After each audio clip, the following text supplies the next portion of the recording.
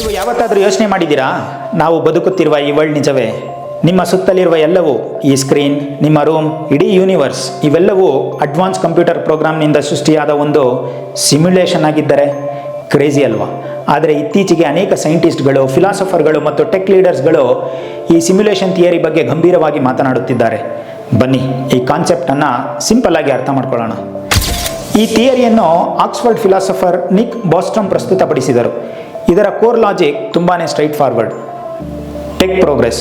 ಒಂದು ವೇಳೆ human civilisation ಲಕ್ಷಾಂತರ ವರ್ಷಗಳ ಕಾಲ ಸರ್ವೈವ್ ಆದರೆ ನಮ್ಮ ಕಂಪ್ಯೂಟಿಂಗ್ ಪವರ್ ಅಗಾಧವಾಗಿ ಬೆಳೆಯುತ್ತದೆ.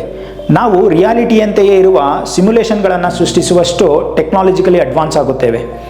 Ancestral simulation.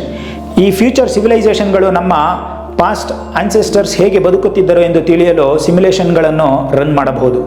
Probability.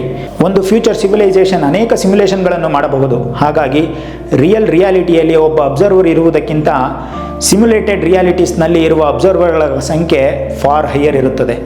Simple logic. ನೀವು ರಿಯಲ್ ಆಗಿ ಇರುವ ಚಾನ್ಸ್ಗಿಂತ ನೀವು ಒಂದು ಸಿಮ್ಯುಲೇಷನ್ನ ಭಾಗವಾಗಿರುವ ಚಾನ್ಸೇ ಹೆಚ್ಚಿದೆ. ಈ ಥಿಯರಿಗೆ ಪೂರಕವಾಗಿ ಕೆಲವು ಸೈಂಟಿಸ್ಟ್ ಮತ್ತು ಫಿಲಾಸಫಿಕಲ್ ಅಂಶಗಳು ಡಿಸ್ಕಸ್ ಮಾಡಲಾಗುತ್ತದೆ. Physics limit. ಸೈಂಟಿಸ್ಟ್ಗಳು ಲೈಟ್ ಸ್ಪೀಡ್ನಂತಹ ಯೂನಿವರ್ಸ್ನ ಕೆಲವು ಫಂಡಮೆಂಟಲ್ ಲಿಮಿಟ್ಸ್ಗಳನ್ನು ಕಂಡುಕೊಂಡಿದ್ದಾರೆ. ಇವು ಕಂಪ್ಯೂಟರ್ ಪ್ರೋಸೆಸ್ಗಳಷ್ಟು ಓವರ್ಲೋಡ್ ಆಗದಂತೆ ತಡೆಯಲು ಹಾಕಿದ ಪ್ರೋಗ್ರಾಮ್ ಲಿಮಿಟ್ಸ್ನಂತೆ ಕಾಣುತ್ತದೆ. The code. ಕ್ವಾಂಟಮ್ ಮೆಕ್ಯಾನಿಕ್ಸ್ನಲ್ಲಿರುವ ಕೆಲವು ಈಕ್ವೇಷನ್ ಮತ್ತು ನಿಯಮಗಳು ಯೂನಿವರ್ಸ್ ಒಂದು ಡಿಜಿಟಲ್ ಕೋಡ್ನಿಂದ ರನ್ ಆಗುತ್ತಿದೆ ಎಂದು ಸಜೆಸ್ಟ್ ಮಾಡುತ್ತವೆ. The glitches. ನಮ್ಮ ಸುತ್ತ ನಡೆಯುವ ಕೆಲವು ವಿಯರ್ಡ್ ಕೋಇನ್ಸಿಡೆನ್ಸ್ಗಳು, ಅಪರೂಪದ ಕಾಕತಾಳೀಯ ಘಟನೆಗಳು ಜನರು ಕೆಲವೊಮ್ಮೆ the glitch in the matrix ಎಂದು ಕರೆಯುತ್ತಾರೆ. ಬಹುಶಃ ಇದು ಸಿಮ್ಯುಲೇಷನ್ನಲ್ಲಿನ ಮೈನರ್ ಎರರ್ಸ್ಗಳಾಗಿರಬಹುದು. ನಾವು ಸಿಮ್ಯುಲೇಷನ್ನಲ್ಲಿ ಇದ್ದೇವೆಯೋ ಇಲ್ಲವೋ ಎಂಬುದಕ್ಕೆ ಸೈಂಟಿಸ್ಟ್ ಪ್ರೂವ್ ಇಲ್ಲ. ಆದರೆ ಈ ಕಾನ್ಸೆಪ್ಟ್ ನಮ್ಮ ರಿಯಾಲಿಟಿ ಬಗ್ಗೆ ಹೊಸ ರೀತಿಯಲ್ಲಿ ಯೋಚಿಸಲು ಫೋರ್ಸ್ ಮಾಡುತ್ತದೆ.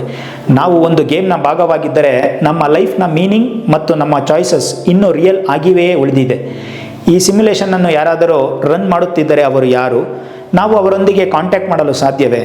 ನಿಮ್ಮ ಪ್ರಕಾರ ನೀವು ರಿಯಲ್ ಜಗತ್ತಿನಲ್ಲಿ ಇರಲು ಬಯಸುತ್ತೀರಾ ಅಥವಾ ಈ ಅಡ್ವಾನ್ಸ್ ಸಿಮ್ಯುಲೇಷನ್ನಲ್ಲಿ ಇರುವುದೇ ಬೆಟರ್ ಅಂತೀರಾ? ನಿಮ್ಮ ಒಪಿನಿಯನ್ನನ್ನು ಕಮೆಂಟ್ನಲ್ಲಿ ತಿಳಿಸಿ. ಹಾಗೆ ಈ ವಿಡಿಯೋ ಇಷ್ಟ ಆದರೆ ಲೈಕ್ ಮಾಡಿ, ಶೇರ್ ಮಾಡಿ ಮತ್ತು ನಮ್ಮ ಚಾನಲ್ಗೆ ಸಬ್ಸ್ಕ್ರೈಬ್ ಆಗೋದನ್ನು ಮರಿಬೇಡಿ. ನಮಸ್ಕಾರ.